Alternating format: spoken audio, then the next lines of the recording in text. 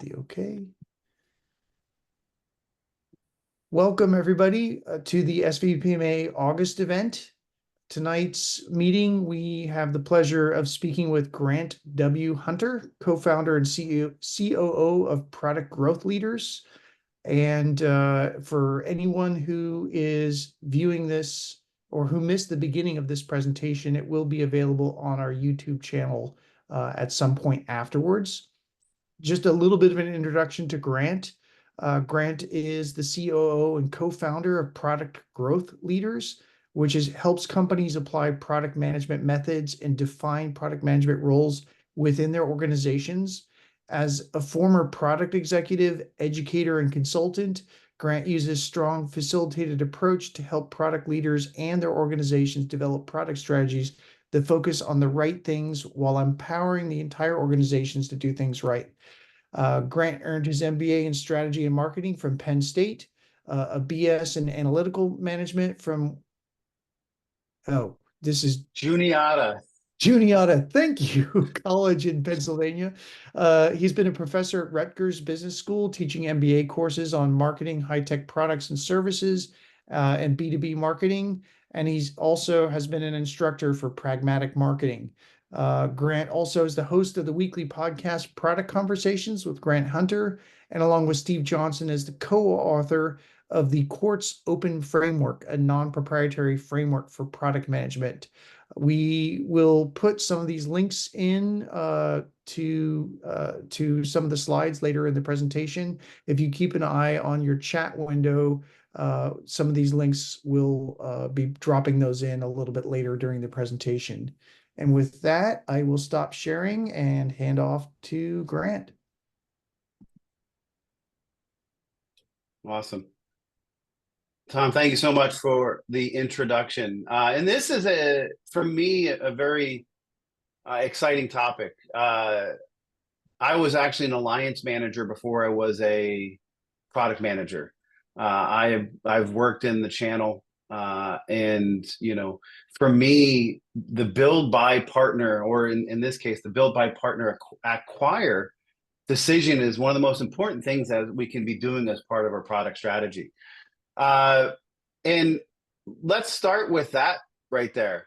Everybody talks about build, buy, partner, and too often I get people thinking about buy. Is buy licensing software, components we don't have to build? Is buy acquiring companies? And the reality is there's opportunities for both of those things. And so instead of leaving confusion with buy as, is it acquire, is it license? We like to break them out a little more, and we'll talk about a little later. And what we're going to talk about is the importance of build, buy, partner, acquire decisions. These are incredibly important. In a world where there's uncertainty, in a world where there is risk, making the right decision around what we build, what we buy or license, where we go to partnerships, and where maybe we do acquisitions is an incredibly important thing for us to do. The reality, I mean, this is a Pendo number that it seems has gone around a ton, so most of you have probably seen it. 80% of features are rarely, if ever, used. We build a lot of stuff that might not get used. Product management needs to know if it's rarely used, is it important enough? We can do that, but we're building a lot of stuff that is not getting used. This is from Nielsen, and I'll give credit to The Right It by Alberto Savoia. He focuses a lot, the law of market failure. 80% of products fail, right? So if 80% of features are rarely, if ever, used, 80% of products fail, there's a major issue. And what I want to do here is I'm going to ask a quick poll question, and I want you guys to use, I'm going to stop sharing so I can see the responses, and I'm going to remove the spotlight so I can see them a little better. I want you to use your emoji, your reactions. How many people does their company have more ideas than products, or than resources? More ideas than resources. Raise your hand. Use an emoji. Do you have more ideas than resources? All right. This is just justifying exactly what I've seen. I've been asking this question for over 10 years. And the reality is 100% of companies that we work with have more ideas than resources. And if we have more ideas than resources, and 80% of products fail, and 80% of features are rarely, if ever, used, what can we do to manage risks, right? What can we do to reduce the risk of how do we do these things? And this is where I'm going to tell you that build, buy, partner, acquire decisions are a great way to manage risks. But we also have to look at the reality. Another statistic for you, 80% of partnerships fail. Often they fail because of what I call Barney relationships, right? Somebody comes up with an idea, we write a press release, we go to each other's conferences and shows, we love you, you love us, we're a happy family, but nothing gets done. Nothing happens with it. And so before we get into the risk type stuff, let's talk about why partnerships fail. Because if we're making build, buy, partner, acquire decisions, we need to understand why things fail. Often it's because they're not a win-win, right? Somebody went into it with different motivations, different reasons, and it's not a win-win. There are cultural and operational differences. The way we work, the way we go to market, they just don't jive. There's poor communication. We don't talk well together. I mean, the fact that there's a whole line of employment that are alliance and partnership managers that aren't part of product, right? It tells us that they're not really thinking about how this fits with our core. How is this part of our strategy? We're doing partnerships for partnership's sake. And a lot of that leads to a lack of trust. Now, if you want to have a successful partnership, if you want to have a successful acquisition, if you want to have a successful licensing relationship, first you need to understand, what's the vision? What are we trying to accomplish? Frank Tate is one of the best product leaders I've ever had the chance to work with. I learned from him a lot. And we were talking about acquisitions. He was a head of product for a couple of private equity portfolio companies. And he said, I asked him, what are signs that a acquisition is not going to work? And he's acquired more than 30 companies. He goes, the reason why acquisitions don't work is because they are made by the finance people, not from the product people, right? If it doesn't fit with our strategy, if it doesn't fit with our vision of where we're trying to go, whether it's a partnership, whether it's a acquisition, whether it's a license agreement, it's not going to work, right? We need to have these things that work within our success, right? Work within helping us get us to where we want to go and helping our partner or acquisition target get to where they want to go, and they fill the picture together. We also need to be aligned in collaboration. We all come together to make stuff happen. So if we can have that vision, and if we can have that collaboration and alignment, we can actually succeed with partnerships. We can succeed with acquisitions. But what I'd like to do right now is we're going to do a quick breakout group, some breakout groups, and we want to have a conversation. Before I get into my ideas on how you make good build, buy, partner, and acquire decisions, I want to get your take on, do you feel like your company makes good build, buy, partner, acquire decisions? And out of build, buy, partner, acquire, where do you think your company has the best chance to reduce risk? Is there something where you feel like if we did this better, it would put us in a better place? So with that said, we're going to do a quick breakout group. We're going to give you 10 minutes to talk as a group about these two questions. Do you feel, I'm going to do something here I'm going to stop the share, and I'm going to put these in the note before we send you guys off, just so you guys have a memory of them. So I'll put them in the chat. But let's have the question.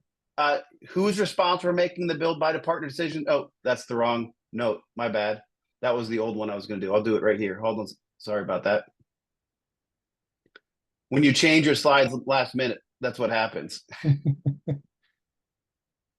So the question is going to be, do you feel your company makes good build, buy, partner, acquire decisions? And out of build, buy, partner, acquire, where do you think your company has the best chance to reduce your risk? So we're going to have groups of, I think, 4 or 5. have a quick conversation. We'll take 10 minutes so each person can put their sense in, and we'll have the group talk about those, and then we'll bring it back and we'll see what people are talking about.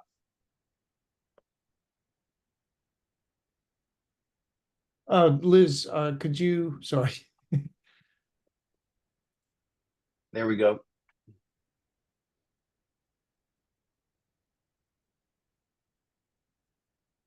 So you should see a pop-up on your screen, Yep. join. So go ahead and hit the join button when that pops up, and we'll see you back shortly.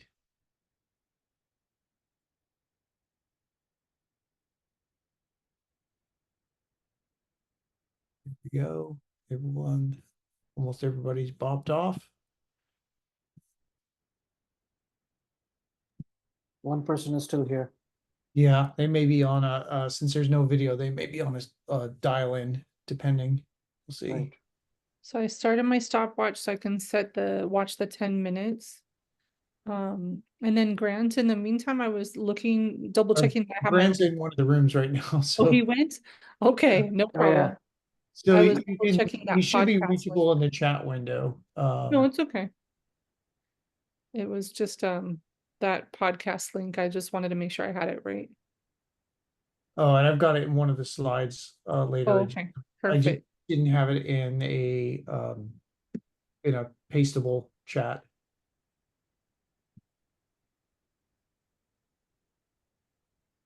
I almost want to flip this question around into because I'm currently working with a lot of early stage startups, and then the question becomes not, you're not driving the partnerships and then working the strategy in of, okay, do we want to partner with some of the big movers and shakers, or do we want to like how to work it from the other angle of like, hey, we want to be acquired, or we want to be a partner of, or we want to be I used to work for a company that got all of its products through acquisitions.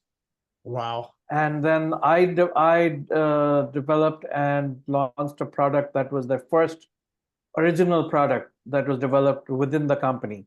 Wow.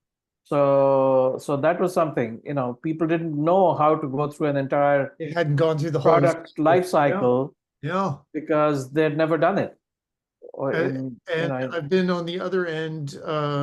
There was a period of time at Cisco where they couldn't cover all the different categories of things going on in infrastructure at the time, so they went and acquired all sorts of things, and we wound up with these what we called Frankenstein pieces of hardware, where it was a piece of metal and you opened it up and there was one console cable and it connected into a little server switch that switched you between literally like 4 different circuit boards. They had essentially glued in 6 motherboards into one piece Oh, of wow. metal chassis. And when you signed into the metal box, you had to say, let me talk to thing 1, and then thing 2, and then thing 3, and thing 4. And there was no connection between them other than the fact that, you had a single console cable to them. They might as well be 4 separate boxes, but it was the optics of, we will sell you the one box and then this will take care of everything for you. Wow. And if that sounds like 30-year-old or 40-year-old technology. it was probably 20 years ago, but Okay. it was one of these crazy things that, Cisco said, oh, we have a single product that does all these things. And it was like, single product. Nobody better own a screwdriver who buys it based on that claim. And even the software on the 4 boards had no relation to one another because they were all from different startups, and all they did was do Oh, God. search and replace old company name with Cisco Inc. And that was what we wound up with.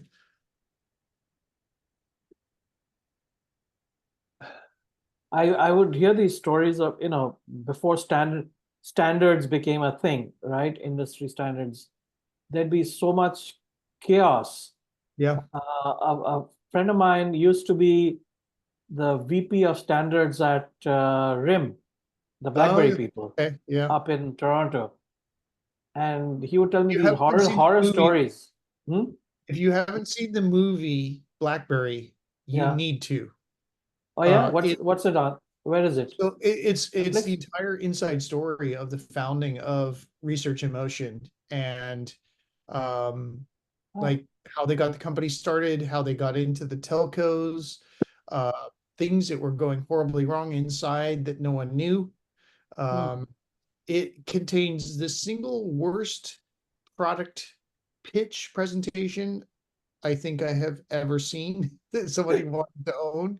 But it's from the days where you would do stuff maybe in PowerPoint, then you had to print them on it was before projectors, so you printed them on cards, Transparencies. the transparencies to Yeah. present. And in the parking lot, they have the PhD guy who knows the technical features but doesn't know how to communicate. And then you have the business guy who doesn't understand the technical side. And just before walking into the building, he drops all of his note cards. There's like 3x5 cards, and they all get Oh scrambled. no. Okay. And then they're walking in to present to the head of, I think it was Verizon or Bell Canada or somebody like that. And yeah, AT&T. it was AT&T. Yeah, Yeah. that whole scene, I was like, oh no, I have seen where this goes. And I remember a lot of the external events they went through were things that I was inside Nortel at the time, and I knew what was going on because we saw a lot of what was happening in the various large telcos, and it was like, oh, this problem, oh, this is going to give me heartburn memory. So is the movie called Blackberry? It's called BlackBerry. So search for it. Highly recommended. There's a bunch of lessons in there from a product perspective that are worth Okay. looking at. Yeah, I think one of the lessons that I learned from there is that listen to the engineering, right? Like one of the quality issues where they move it to China, and then the chief of engineering is like, guys, they use the inferior piece where there's a big humming noise. We should not Yeah. do that, and no one heard him. And the then business guys were like, but we're saving 6 cents a unit. And yeah, it was one of those deals. Yeah, this is a good movie. Very Okay. good movie. Yeah. I'll It would be look it up. if we Thanks. did a movie night, that would be one worth putting up. How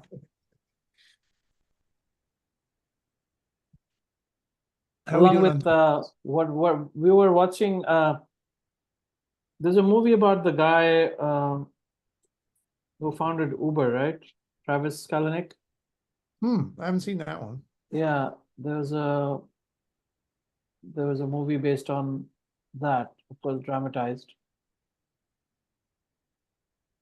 I This is think it was on this is Netflix. one that we'll have to do at the social event, say, all right, what would be that'd be a great icebreaker question of like, what product related movie would you Yeah. recommend that, popular movie?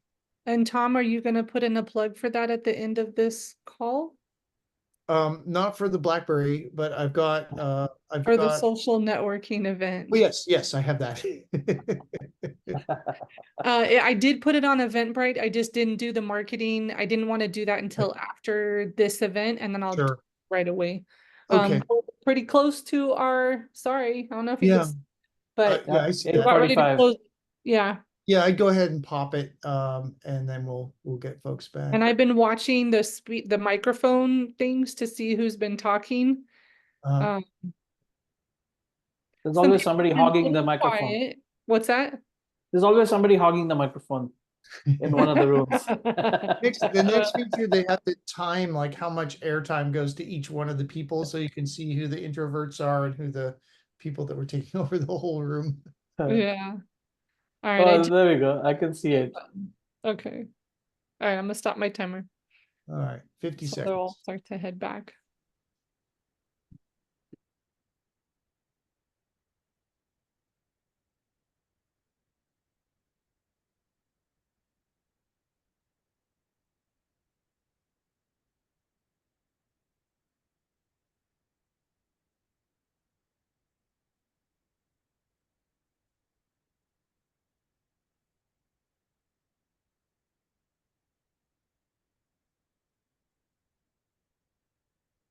you go. People are coming back.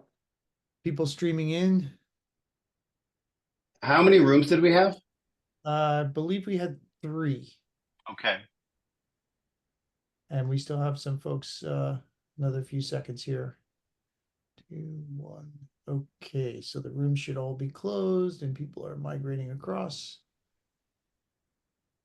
There we go. I think we've got almost everybody. I think that's everybody back. Okay. Hopefully they haven't lost anyone. Hopefully not. Hold on one second. So I was part of it. I'm not even sure which group I was in. So I'll pick somebody out and then they can tell me who from the room is going to sort of speak to it. But we had this conversation about, do you feel like your company is making good decisions on build, buy, partner, acquire?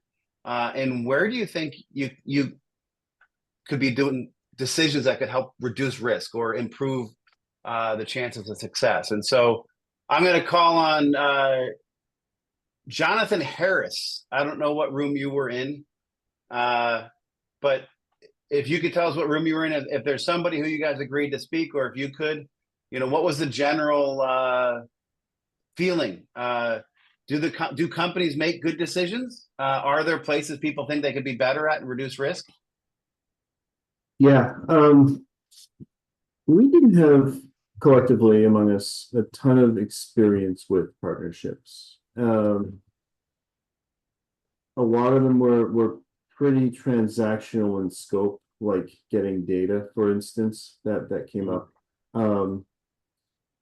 In other cases, we were perhaps more familiar with acquisitions, and a lot of the time those acquisitions weren't great either. I think some of the problems that you referenced where partnerships don't work, just because you've made the full acquisition you don't get away from those problems.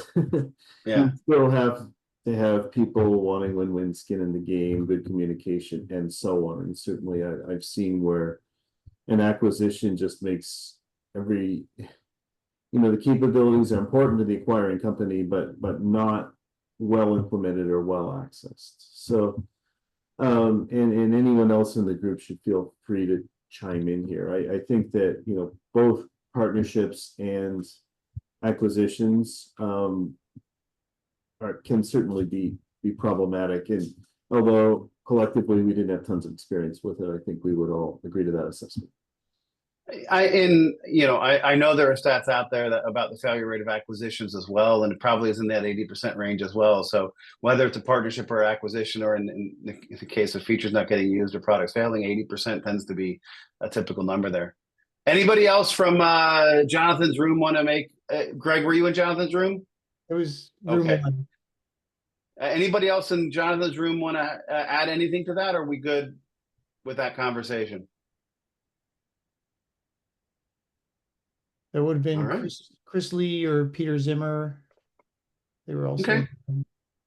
All right. Greg, thank you for volunteering to be a tribute. Sure, absolutely. Yeah. So among the 4 of us, each of us had experience in one or more of build and buy and acquire and partnerships. A couple of things that, boiled out for me as common themes that led to failure states. In some cases, it seemed like a lack of robust due diligence, really to kind of really understand the nature of the company or the partner being absorbed, the technology being absorbed, really kind of high level, somewhat transactional decisions, but without a lot of due diligence that would have benefited from product leadership being involved to really understand what are we getting ourselves into. Carrying that forward, there seemed to be this theme of a lack of a repeatable playbook for partnering and acquiring companies to ensure that, after, let's say, maybe like a 1 or 2 year kind of vesting or a buyout among the acquired company, how to actually sustain that so that you're not necessarily falling off the cliff. Those seem to be pretty common themes among the group, at least for me in my experience, and specifically at Rakuten. We were very inconsistent in how our build versus buy decisions were made. Oftentimes, for better or for worse, teams were given some level of autonomy in terms of making build versus buy decisions, but there wasn't a common like methodology or decision-making framework that teams employed. And so sometimes teams decided to build when they could have procured or licensed or purchased and been more efficient. Essentially, we were building things that weren't going to become core competencies, but we did it because teams had the capability and maybe even the desire. So those are at least, kind of some high level perspectives, both from me and the group. Awesome. Thank you, Greg. Anybody else from Greg's room who want to add their 2 cents? I just said I was part of the Greg's group. So one other thing, again, I was trying to look the stat on the failed acquisitions, but it's high. We all agree on that. I think part of it is also for the lack of better word, is political. A lot of times the boards decide in their wisdom to buy this company because we are afraid our competition to buy it. There is no synergy. There is really, can't we use the technology or the resources as much? But if we don't buy it, then the competition is going to buy it. And trying to stop it by that basically means kill the company. Because if you get them, it's like you take them off root, you put them in your soil, is not going to get the roots up. So sometimes I believe that's the part of it. And one other thing on the build versus buy that I go a lot, there's some engineering organization and was an acronym for it. If not invented here, they don't want it. Not built here syndrome is what I call it. Right. Yeah, I've got to. I feel like you guys saw my slides already because between Greg and you guys are like referencing things that are about to come. The thing about the experienced product managers with white hairs, I guess we have been seen there, or we have seen if you have seen your slides before even you write them through experience. So part of that is that, and to me as a product manager, my key criteria is that piece of technology fundamental to our business or not? If it's part of our core product offering, you have to have it. You have to own it. You have to build it. But if it's something that number one is not differentiation, number two is already commodity is available. Case an example, text to voice and voice to text. I mean, this is already available. Why should I build it internally? Let me put my energy, my engineering resources on something that is fundamental to our business. But those little things, I can go and purchase it. Again, my 2 cents. Yeah, I love that perspective, Ali. I'm sorry if I could. I just want to maybe jump in there, and if this is too much of a digression, I'll take it. Ali, I totally hear your point. In my experience, there have been cases where, okay, I need to build a net new authentication system or some type of service that it's like a mission critical organ to our body, where licensing it or making use of some third party to do that, while they may bring that competency to the table, the risk of when that goes down could be so catastrophic to our business that decision gets really pretty tough. So I don't know if I'm taking us in the wrong direction. No, I actually, and I'd say that goes back to what Ali was talking about with competitive advantage and differentiation, right? Building an authentication thing, if it's not a mission, and I'll use some examples in the future, but building something that's mission critical to in your industry, in your segment, in your persona, even if there's very good alternatives, I understand building something because of the competitive nature, the differentiation of it.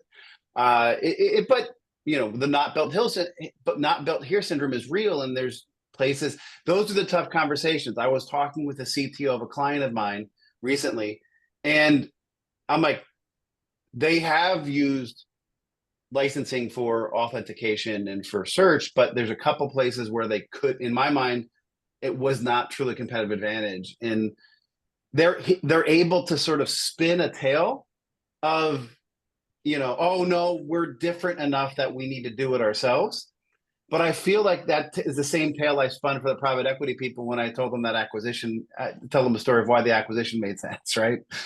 So completely totally agree. And I will say, Greg, the rest of this presentation, once we're done, this is going to be on that strategic aspect, as Ali was talking about. How do we make these decisions?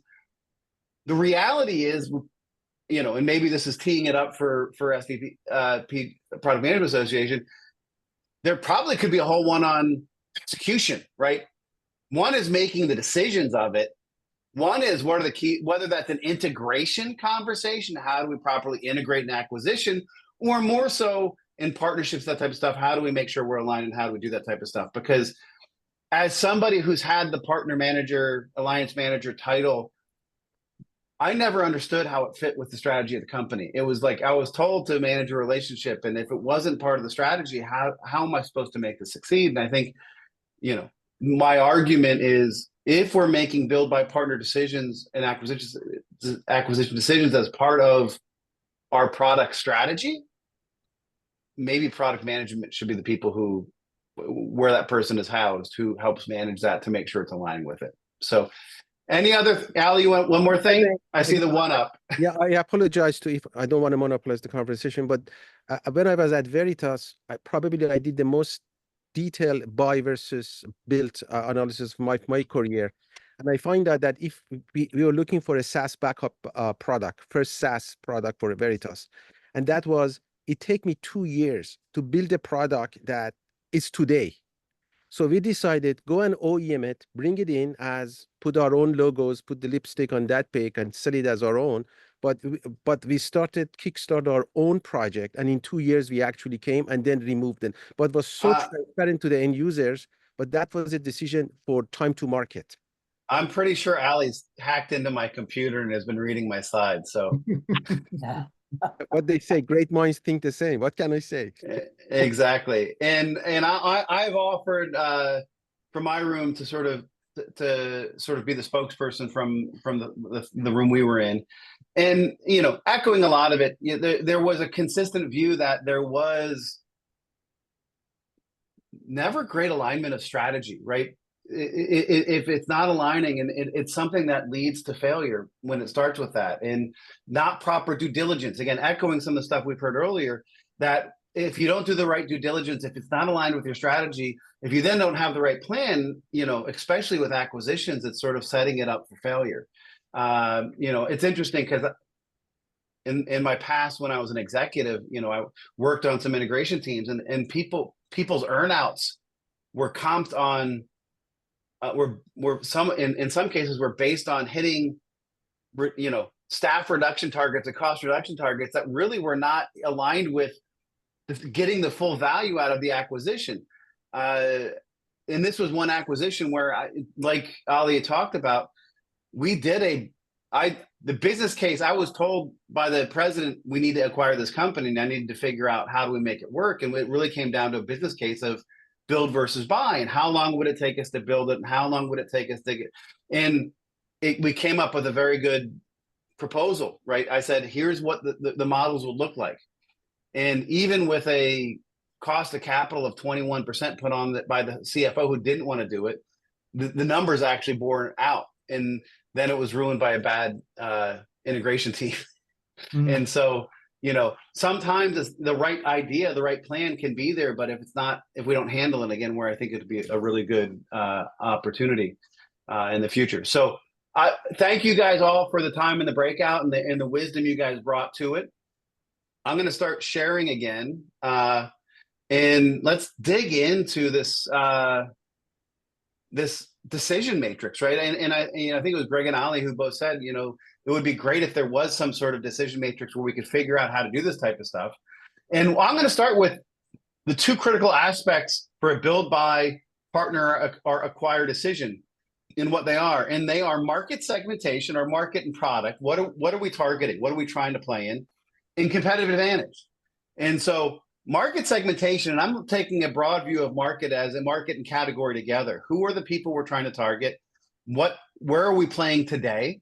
And where do we want to go, right? So some of this market is what we're targeting today. It's our existing, if you think of an Ansoff's matrix, growth matrix type thing. I tend to put market and product together. Is it our existing market and product area? Or is it a new market and product area? You know, quick decision for us to think about where it's going to be. And then it's competitive advantage, in which was great to see Greg and Ali talking about, right?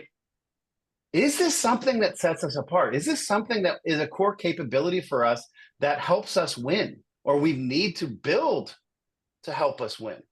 And so as we think about that, these are 2 things we need to think about. So With that, I've built, this is not Ansoff's growth matrix, which many people know, the market penetration, market development, product development, diversification. This is sort of a build by partner, acquire take on that. So on one axis, we've got the competitive advantage.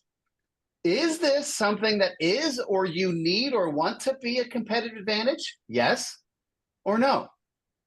And is this in your existing product/market segment, or is it new? And based on this, we can make these types of decisions, right? We can look at that upper left-hand corner, something we want to be our competitive advantage and something that is in our existing product and market. This is a build decision, right? We should build in this upper left-hand corner. I should have put build in there. I forgot to do that. Let's look at some examples. Amazon, right? Amazon built AWS because, sort of to Greg's point, they needed something that was going to be able to stand up to what they needed. They built their own platform, their own cloud platform to build their applications on, because they were pushing everything else to the edge and they needed to build it. And they made the decision to build it. Now, from that decision, it created a whole new business. But the original decision for Amazon was, we need a platform that's better than anything out there for us to hit our targets, for us to hit the speed and quality to get people to adopt buying online. Think back in the day when they started building it, before it became a platform they offered to others. Same can be said about Netflix, right? Netflix built their own content distribution network. It didn't go to Acme or the other CDNs, right? They realized for their heavy use of streaming with high density films that they wanted to have a streaming experience, they decided they needed to build their own CDN. And so they optimized it for streaming. They optimized it for their platform, right? Two examples where easily you could have made a decision that was, let's license it from somebody else. But because it was core to their competitive advantage, they made the decision to build it themselves. And so, Greg, when you were talking about the decisions you guys made, it resonated, right? There are going to be times where something's mission critical and you might get good from somebody else, but if you want best, right? If you want it to really hit what you want to do to give the customer experience that you deserve, then you might need to build it yourself. So I'm sure there are other great examples. These are two when I was preparing this that I really thought resonated, because in both cases, these are things they could have bought, they could have licensed, they could have had a solution provider do for them. And in both cases, they decided it was part of their competitive advantage, so they wanted to do it for themselves. And this gets us to this idea of MBH syndrome, not built here syndrome. I've worked with way too many CTOs and VPs of product development who like to build everything, right? And the problem with building everything is you have to support everything, right? If you're building your own authentication thing and it's truly not competitive advantage and core to the experience you're delivering, well, you're going to have to keep up with other factors that are going on. If you're building integrations, think of Zapier, right? Zapier has created this whole middleware library. And I come from a B2B electronic commerce space, so middleware was something we were doing 30 years ago. But, realize that in a place where 80% of products fail, in a place where 80% of features are rarely ever used, in a place where we all have more ideas than resources, some of the toughest decisions you're going to make are, maybe we shouldn't build this, right? Maybe we should license it. And so that lower left-hand corner, it is not a competitive advantage. It is not something that needs your domain level experience to make it better. Now, AWS, Netflix, both had situations where they could have bought, they could have licensed, but they chose not to. They chose to build it, and it made sense and it did it. But this is a tough decision. Where is that line? And as I said, I have clients who can spin the wheel, spin the story of why it's competitive advantage for them. If there is a place that we can reduce risk and we can give more cycles to the opportunities that need them, making this decision, the license decision, the buy/license decision, is where we can make up the most. So if you think of, I've worked with companies who built their own search engine who didn't need to, right? How much time, how many cycles were spent building that search engine that they could have licensed from somebody, you know, Solar or Algolia or whomever it may be, right? And all of a sudden, all the life cycle costs, as somebody had said earlier, of that. And I would rather take those resources and focus on something that I truly could have gain competitive advantage with, than spend it on building a search engine or authentication engine. And here's the type of example. Obviously, authentication, authorization, Auth0 and Okta, obviously now together, Azure Active Directory, other places. Easy places that we can sort of plug and play and we can leverage stuff other people have built. Payment gateways. Who built their own gateways anymore, right? Use Stripe, use PayPal, use Square, right? Let somebody else do it. Search is another example here. There's plenty of places we can leverage what other people have done who are experts in that space. Now, if your search is such a weird search because your data is so different, and maybe it's using some sort of taxonomy or ontology because of structured data, maybe a domain-specific one makes sense, right? But let's be honest with ourselves. When we make those decisions, is it the right thing, right? We can easily talk ourselves into building stuff. And where we can reduce risk is really finding the right places where we can outsource that. We can hire somebody else to do that for us. And that's where the buy/license decision comes in. Let's really focus on what makes sense to not have to build ourselves, not have to maintain ourselves.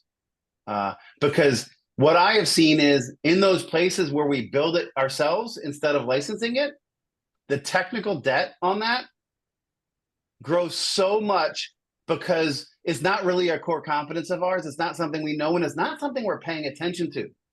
And it often can become a risk because of that.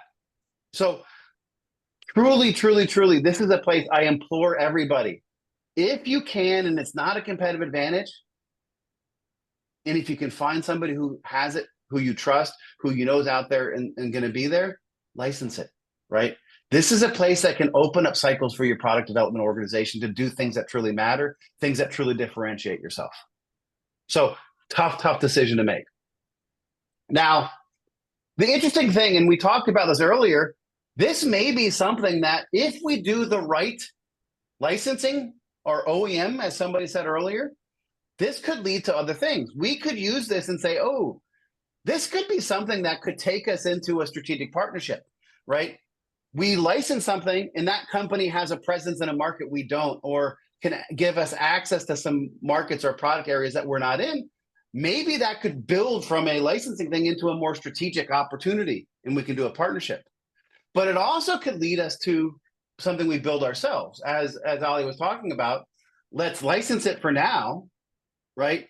Get something to market quick, always white label it, right? Put your brand on it.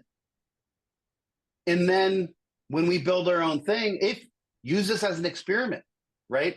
Maybe we're not sure if this functionality is not worth us building it. We want to test some functionality. We can license something to do it. And that it could be the experiment we do before we build it ourselves. And let's build it and let's, again, build your brand, right? But give you the chance to make, build it to a strategic partnership to get into a new market or product area. Use it as a decision, say, yes, we should build this ourselves. And so we're going to license it now to get to market faster, but then eventually build it because we think it's going to be core. Lower right-hand corner, this is the strategic partnerships. And I'll get the slides to everybody and I'll put the names in them because when I was building it, I was in my notes, I have the names. I don't have them on the matrix themselves. The lower right-hand corner is strategic partnerships, right? It's not a competitive advantage to us, but it's helping us get into a new area. This can be technology-based, and I'll give a couple examples of technology, but it also could be go-to-market based, right? I spent a lot of time in the channel reseller, the VAR community, right? Sometimes VARs can get us into new places. Sometimes we're going to Europe and we don't want to build a sales force there. Maybe we find a partner there who can be our sales force for us. In the ed tech space, if you're selling to higher education, nobody can replicate the sales forces that Cengage and McGraw-Hill and Pearson have, right? Maybe the way you get into those is through a strategic partnership where they might be reselling or representing your stuff. So this is a place where it's not a competitive advantage. So we don't want to build those capabilities, whether that's functionality in the software or it's go-to-market capabilities, but we think we need it to help get into a new area. And so here are some examples, right? Samsung and Google, right? For Android. Samsung's a hardware company. They didn't want to have to worry about the software and the operating system. Google did it. Now that being said, Google has their own hardware now, but Samsung is using, what was really created in probably the most successful ever strategic partnership, the Wintel relationship, the x86 and Windows. Pardon me for a second, take a sip of water. So sometimes these technology decisions are good partnerships. They can be a good relationship. I don't want to get in software. I don't want to get in hardware. Let me find the right partnership. If it's helping you get into a new market, if it's helping you do something new, that's a great way to use a partnership. But it can also be things like integrations and resellers, right? SAP partners with people like Deloitte and Accenture to do integrations and delivery on their product platform. And so how do you leverage partners to maybe integrate? Are there services that are needed for your product? I don't know where the pendulum is on we want services revenue versus we don't want services revenue, but it tends to go back and forth, and you'll see software companies build up services operations, and then investors say, oh, your margins are getting too low, and so they start backing off of it and getting integration partners. So think about that. Where do you want to be? Where do you need to be? Maybe there's an integration partner who can help you. Or maybe it's a resale channel. Maybe you're trying to get into the government market and CDW has a contract that you can go on. Maybe they can get you to a SMB customer that you don't have access to, that they have access to. If anybody's in the security space, you may know Optiv. 20 years ago, I ran the network security, enterprise solutions is what we called it, but it was storage. So I had Veritas and network security, things like Nokia Blades with checkpoint firewalls and F5 and that type of stuff. Optiv is actually a private equity roll-up of the top network security VARs that were out there. Fishnet out of Kansas City and a couple other. And maybe you need a partner who is this expert in security. What I found when working with them is Fortune 1000 companies went to them before the software company, before the technology company. So maybe you need a partner like Optiv as a reseller who can get you into deals you couldn't get into. So as we think about how we can leverage partnerships, think about both the technology side of partnerships, but maybe also the go-to-market and services related parts of partnerships. And partnerships are also a great experiment and test ground for an acquisition, right?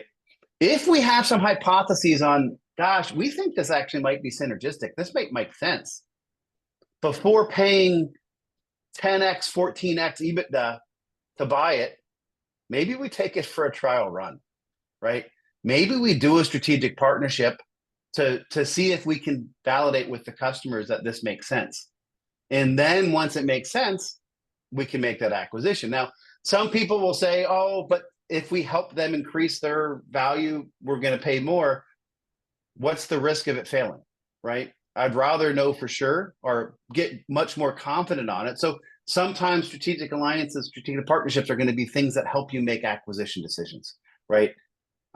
Validate a hypothesis of where you may want to go. And in some cases, I've seen them not acquire the partner, but acquire the competitor of the partner because the partner was asking for too much. So in each of these decisions, they're setting up ways for us to experiment and test for the more important decisions, right? Licensing, as I showed earlier, could tell you, yes, we want to build it, or yes, we want a partnership. Partnerships can tell you, yes, we want to acquire in there. So using this type of stuff to help you think through your experiments may help you reduce the risk by testing things out, putting the toe in the water with where you want to go. Final one is going to be acquisition, right? If it is something you need to be a competitive advantage that you don't have, and it's helping you get into a new market or product area, that's where the acquisition happens. It's helping fill out your product strategy. It's helping fill out your vision for what's going on. And so this, Matrix helps you do it, right? Google and YouTube, right? Search in videos, right? I believe last I saw, YouTube is still the second largest search engine in the world, right?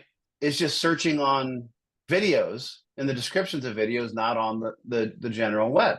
Google said, okay, search is a core competence. We want to do search in videos. We don't have that. Let's buy YouTube, right? Or it's IBM and Red Hat. IBM started shifting away from proprietary software and they're making more money on services. They realized they needed an open source play, right? And they didn't have the competitive advantage in open source. Red Hat gave them the competitive advantage in open source.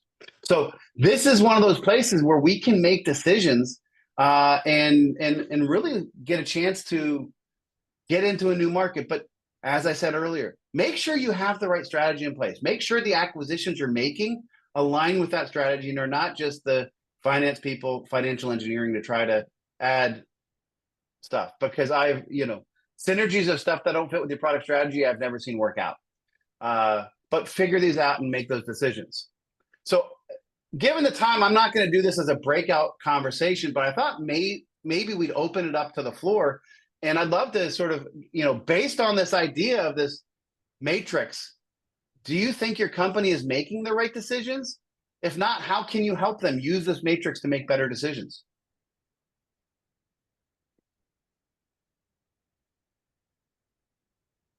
I'll stop the share and I'll put that question in the chat and we can talk about that. I guess the first question I'll ask is, the matrix is new, although it seemed like some people, Ollie and Greg, had already been thinking along the same way. It's just a way to present it. Does this resonate? Does this help you start thinking about what type of decisions to make? Absolutely. Yeah, this matrix is super helpful, right? I think what this matrix does in my mind is, while these thoughts are always there, what this does is puts it in a visualized pattern and helps communicate to the leadership. Like you said, for example, a CFO, right? A CFO would be like, well, what is the right approach? Are we going to buy? Are we going to partner, right? And CFO would rather not, would like to hold on to cash as much as possible, right? But if you can say, hey, we have done the partnership, and this is what the results are, and we believe that if you make an acquisition based on those results, we'll be able to get a little bit more or reach our X goal or target goals, then that makes a really strong case. But this is a very structured, systematic approach of doing an acquisition. Right? Yeah, thank you. Anybody else? Yeah, Grant, I think that, kind of given some comments from Ali and you, I can even almost like envision this matrix as like kind of also taking it into 3 dimensions. When you think about decisions, initial decisions that you make, and then how you choose to revisit and potentially change those decisions over time. For example, like to Ali's point, it made sense to first buy, validate that it actually was fit for purpose, and then to build it. Yeah. And then similar to your point, it's like, okay, you decide to partner, you see that it actually pans out and it's viable for your business, presumably in the long term. And then it moves into an acquire type of model. So, but again, I think, piling on Rajesh's comments, this is super helpful to see it in this way. And I'm already kind of thinking about a 3rd dimension to play out over time. And I had 3 dimensions because I figured you could have done market and product, sort of do the Ansoff market and product as separate, and then the competitive advantage. But then there's also the sort of second horizon view of it, right? As Ali talked about, we may make a decision that's short-term to license or to partner before we buy, or and so sometimes the time to market is going to speed it. Licensing is going to help us speed the time to market, and we may make that decision and use that as an experiment for future. So I think there's the 3rd dimension of breaking product and market out, and the 3rd or 4th dimension of short-term, short-term, long-term, where we can help get something to market urgently, but also make the right decision for the long run. Yeah, I think that there's even like some other interesting like variants of these paths. Like, for example, like at Rakuten, when we were pushing into a new business area, we partnered and then we built. And so I guess there are all kinds of different permutations. Partner to get knowledge transfer, to learn from them, and then figure out what to build. I mean, that's an easy way to do it. So, or market validation. Sometimes you don't know whether market exists, right? Market acceptance, market value. You don't want to invest your money and time and resources, so you license it, and if there is traction, then it's the right investment to go. Yeah, exactly. I have a private equity portfolio company.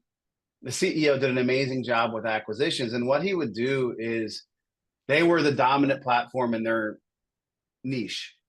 And what he would do is they had ideas for new areas. And so he would build a partnership with somebody who's established in that area, and he would white label it. And if they could sell it and be successful selling it, he would then acquire a trailing competitor who he could get for cheap and use the same branding on it. And so because they white labeled it, it changed a little, but he was able to use the white label partnership to establish product market fit or whatever it may be. This is the right thing. And then with that, if he couldn't buy the company he partnered with, he would go to a trailing company who had similar technology and rebrand it, and they just would migrate people to it. But everybody was so loyal to their platform, they had no issue with it. And, so there's ways for us to do this strategically, to test it, but then also to set up our success. And that's sort of where the white label idea in my mind had come from before. So thank you, Ollie. Yeah, go ahead. And I don't want to be the one who do the monopolize the conversation, but one of the things I advise some startups, and one of the things I tell them from day one, make sure that you have integration with a third party in mind. It's not enough because your APIs, your documentation, all those things need to exist because you have, I call it ecosystem of support. You need to have other partners who are supporting you, complementing you. But if you from day one, the technical thoughts behind the tools that needs to make that integration easy and practical is not there, then going back and trying to rewrite some codes, it's messy, it's ugly, it's time consuming, and it's just bad practice. So from day one, have integration with third parties in your mind. That's the advice I give. Build the service architecture. So I'm dating myself when I say service architecture. Your microservices. So you're thinking about that. Make it heterogeneous so it can do that. All right, I'm going to do a couple slides to wrap up. We can do question and answer after that. Let me share my my slides again. So what are the keys to success in build, buy, partner, acquire decisions? First one is make the hard decisions, right? And to me, the hardest one to make is this something that is or should be a competitive advantage, right? People will often spin that it should, but licensing something that can get you to market faster and free up resources to focus on something truly more strategic, more competitive advantage, more differentiating.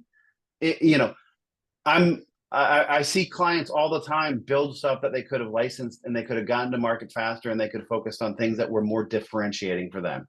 So make the hard decision. Clearly define your market segments and product categories where you want to play. Have that product strategy set up. Right? You need a product strategy. You need to define the markets and products where you want to play. And that can help you make these decisions on where do we go, right? Between the competitive advantage and the market and product strategy being defined, you're able to make tough decisions about what you want to be. So make the tough decisions on the product and market, make the tough decisions on your competitive advantage, what it is and what you want it to be, and use the build, buy, partner, acquire matrix to figure out what the right play is. And again, I'll get you guys this. What I realized is the build, buy, partner, acquire are in the template. So if I don't retype it in, it doesn't show up when I'm putting it in presentation. So I'll get this for you guys, and you guys can have access to it. I'm also going to write a blog up on this, just I'll make sure we share with everybody. Before we get to Q&A, a couple things. most Fridays. In the summer, we've been doing them every other week. And during the rest of the year, we tend to do them every week. I host a product conversations live stream panel on Fridays at 9 a.m. Pacific time. Guests have included Saeed Khan, who's on this call, Jason Knight, John Cutler, Pamela Schur. We get some really good guests, and we have unfiltered conversations on product management topics. We just talked about end of life a week ago, and a week from Friday, Saeed Khan and Jason Knight are going to be joining us to talk about working with sales. So great way. And it's wonderful now because we do it as a live stream on LinkedIn, and we have a whole bunch of people, like a lot of good product leaders, a lot of former panelists who are commenting during the live stream. So it becomes its almost second conversation. We've done about 150 of them, and I have learned from every single one. And then if you haven't already, here's a QR code that should take you to my LinkedIn profile. I invite you to please reach out and connect, and let's continue the conversations. For me, I always love learning new perspectives and talking to people.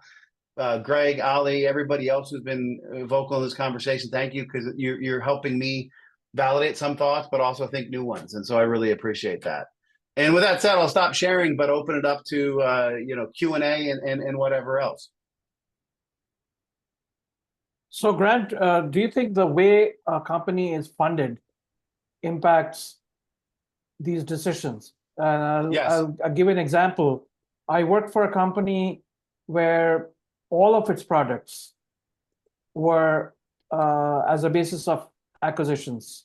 And this was a private equity funded company where it was more important, perhaps, than other companies to show immediate revenue. Yeah. And so they didn't want to wait for an entire development cycle and hiring the right people, setting up the right processes, and everything else to actually have that those products in place. Private equity firms are definitely going to be lean more towards the acquire, because what they're trying to do is put as much MRR, ARR on top of the same platform. What I have seen happen, it's been the rare portfolio company I've worked with, and I've worked with dozens of portfolio companies of private equity firms that actually has any success in actually integrating customer experience with them. What normally happens is the acquired companies keep operating as sort of separate companies, and they never truly see the financial benefit of it.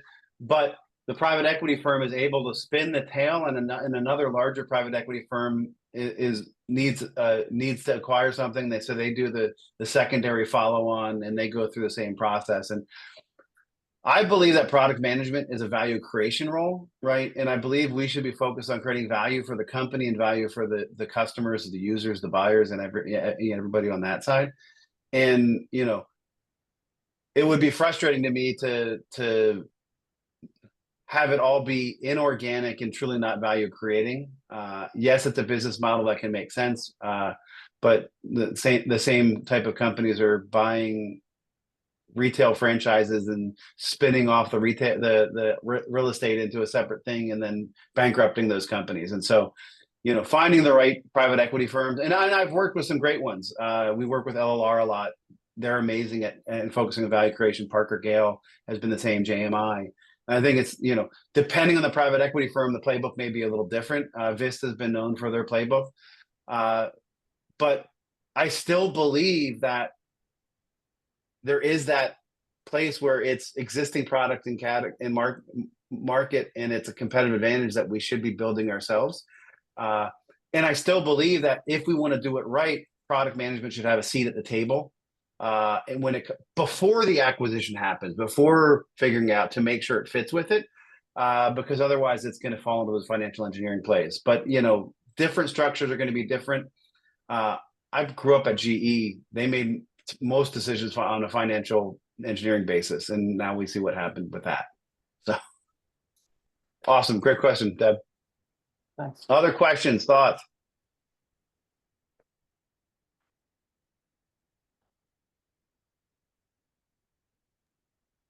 Rajesh, you're on mute. Thank you, David. Sorry, I was on mute. One of the pieces that we spoke about, and I really agree that that's somehow where a lot of your good acquisitions come from, where you partner first and then you think about acquiring.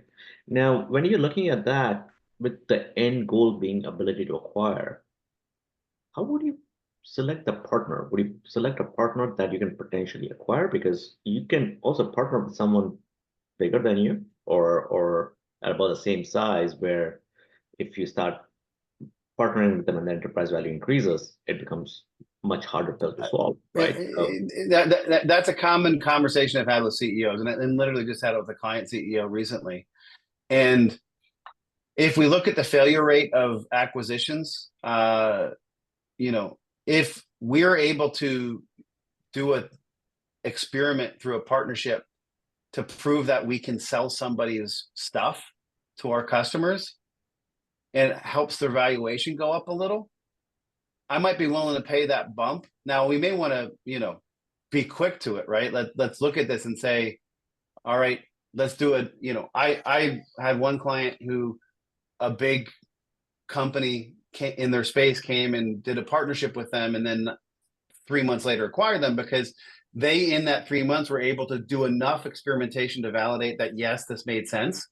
And so there is this risk that you do a partnership with somebody, especially somebody smaller than you, or somebody niche, that they may hit the jackpot with you.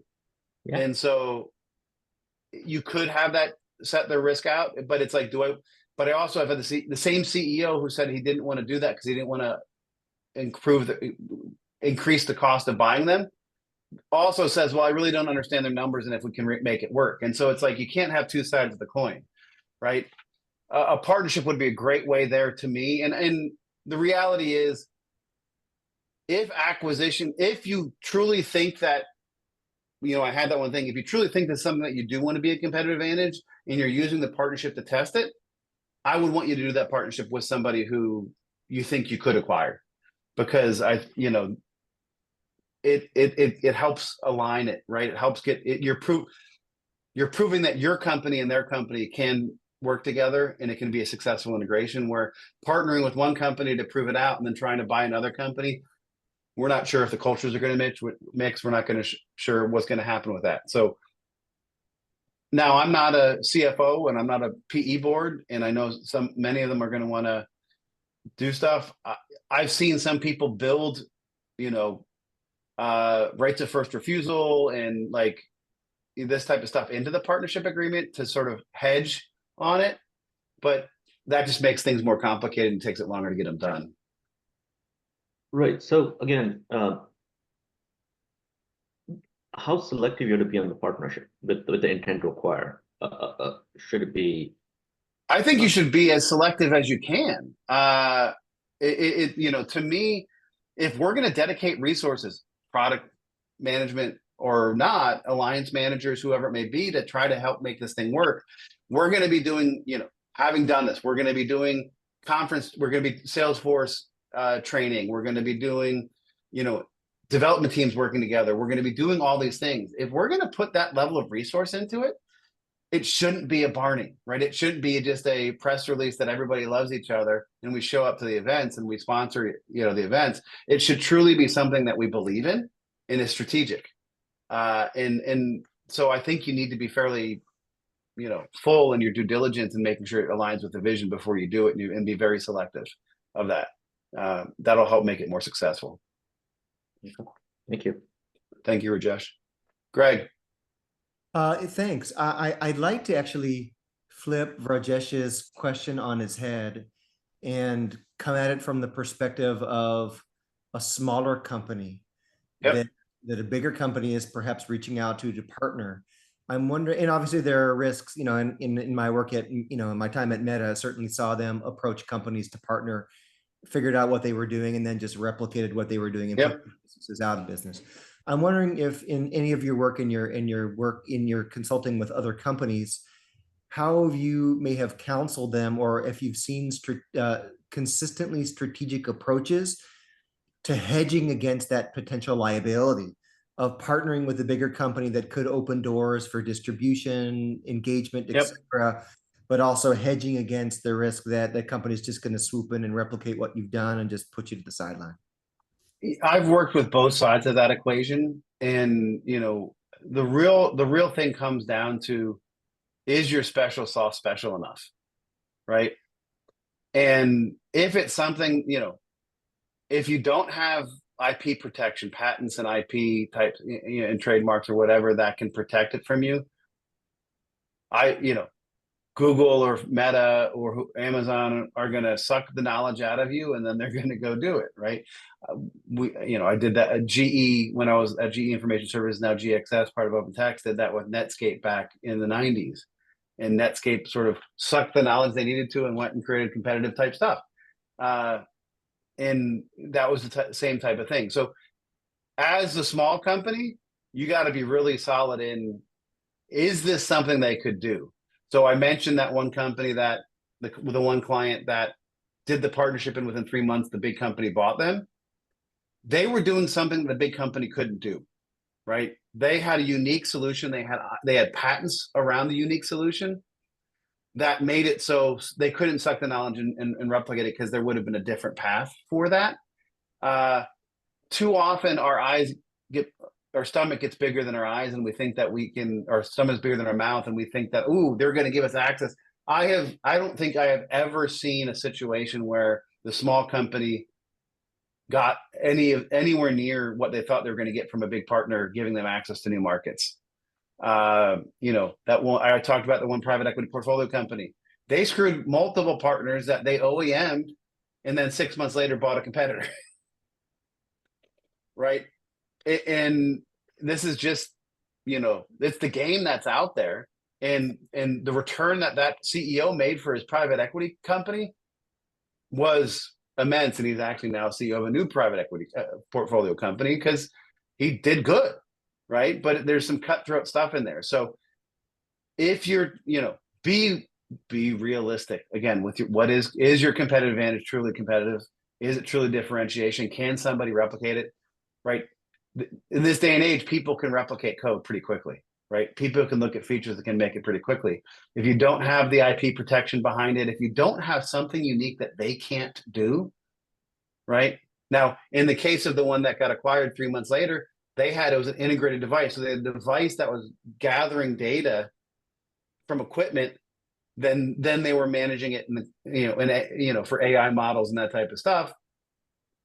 The company that bought them couldn't figure the device out. It was a unique proprietary thing they had of how they sort of, got telematics off of a device with sort of a listening thing, and it truly was unique, and they couldn't do it, and they bought them pretty quickly. Once they realized that they could sell it, right? They realized what this could do for them. And I think that's almost like a flip side of the coin, but it's almost its own matrix of, okay, you've invented this small thing as a small startup, and do you want to, from a go-to-market standpoint or a strategy standpoint, do you think you're going to build this as a contractor to go into other people's product? You're a component vendor, or are you like working down the list, and then what are all the perils that come in place for, okay, Google wants to partner with us, or Apple wants to partner with us, and what does this mean, and what are the risks? And like working through all of those decisions are an interesting counterpoint, because that was certainly in my head when you were going through these as well. Yeah. It's a lot to wrap your head around and think about, both risk and what you want to push for, and then also how to position your product offering or service offering to potential partners, of like kind of putting yourself in their shoes and analyzing how you want to position things depending on where you want it to go as well. Yeah, I have a good friend who's been a partner alliance manager for some AI startups in the fintech space. And he was in charge of integration relationships. And 6 months into one of the fiscal years recently, they decided they wanted to do more services themselves just to get revenue growth. And he'd been spending a year building these integration relationships with big names.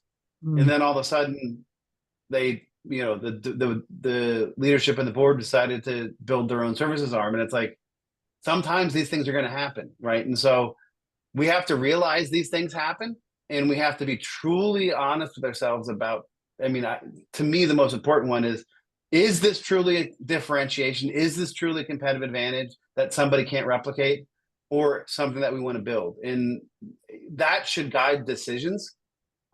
Obviously, IP protection helps with that, right? In places you can get it, but otherwise, boy, it's a lot of risk to be taken. All right. With that, I'd like to let you go because you're on the East Coast time zone. But yeah, certainly I appreciate it. Thank you. Yeah, certainly we'll welcome you back at a future time. And this was a fantastic set of ideas. I think everybody on the call got some interesting things to think about. It's one of the benefits of talking to other product managers, that you can kind of unplug from your own organization and look at some ideas and then bring those back to your organization, or see how that applies to different scenarios that you've lived through or other people have lived through, and kind of compare notes.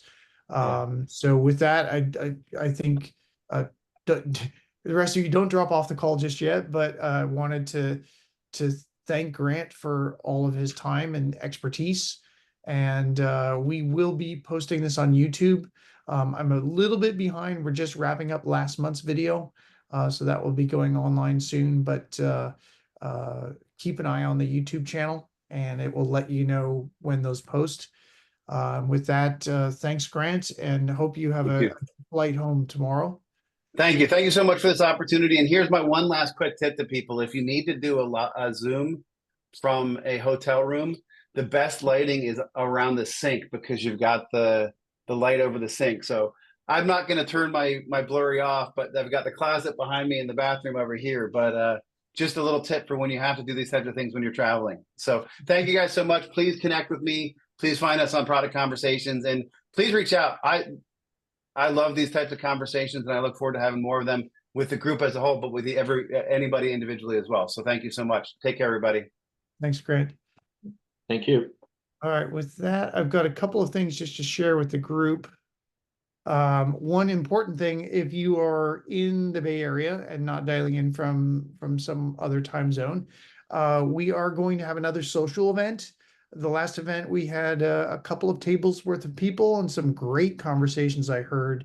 And it was great to just kind of meet people face to face and chat about what their companies are working on and what parts of product management that they're enthusiastic with or struggling with. So if you are in the area, it is also a Wednesday. So presumably most of you have Wednesdays somewhat flexible. And we will meet in the usual location in Santa Clara, which is Pedro's restaurant, and hopefully can swing by after work and meet some fellow product managers and kind of share ideas and carry the conversation on a little bit further. This, I think, is posted on Eventbrite. It will be on the website very shortly. So keep an eye out for that and RSVP if you can.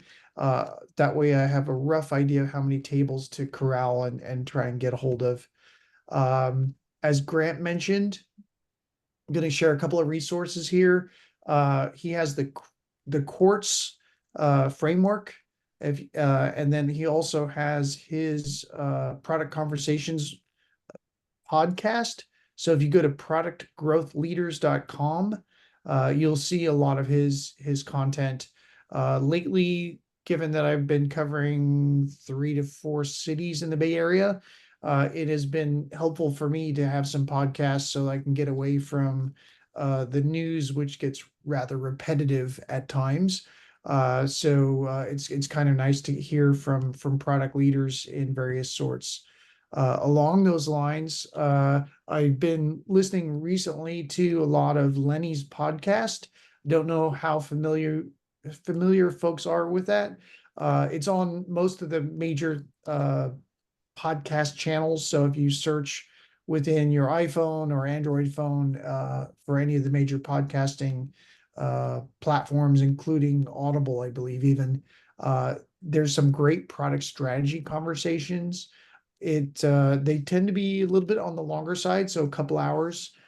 So hopefully, I don't wish you have a commute that long, but it can be something interesting if you're doing a workout. You can get through one of these in a week. We also have a pretty extensive archive, so most of you should be familiar with that on the website. We're still doing some indexing, but keep an eye out on that and the YouTube channel for additional things. I'm going to put in a plug for a friend of mine. He's teaching a class called Generative AI for Product Managers. This is through Stanford Continuing Studies. The registration opens up on Monday morning. I took this class during the early part. It ended in June, so it wasn't the summer semester, but it was the spring semester, and it was one of the better classes that I've taken. It just in general, it was a room full of product managers from all the companies in Silicon Valley. We worked on generative AI and how that fit into products and covered it from multiple angles. At the end, there was a project that we built basically a pitch deck and a potential startup Gen AI based product, and got to do a pitch session. So very, very interesting. Fantastic people in the classroom as well from a networking standpoint. And it's taught by somebody who he is working for one of the larger companies in the Valley. And he's head of product in the AI section there. So very, very interesting, knowledgeable, highly recommended if you're looking for something to add that into your skill set. Again, highly recommended. Books, I'm always going through multiple books. Current book I've just started is The War of Art. For any of you who have had the equivalent of writer's block, or you struggle with just how I've got so many different things, how do I get some of this done? It is rather an interesting conversation about creativity and how to break through and get productive, as opposed to getting hung up on different creative battles. So it's a little bit of a pep talk, but I've been finding it quite interesting. As always, there's books coming out. I haven't updated this, but there's a new book on building products with Gen AI. And of course, Marty Cagan came out with his book a couple of months ago, Transformed, which is I believe his third book on his series. And those are solid recommended reading as well. Already mentioned that. And with that, I think we are pretty good. If anybody wanted to stay on and network a little bit, you're welcome to. We'll hold the bridge open another 10 minutes or so. Otherwise, thanks for coming, and we will see you hopefully at the social event. If not, we will see you next month at the next Zoom meeting. Thanks, guys.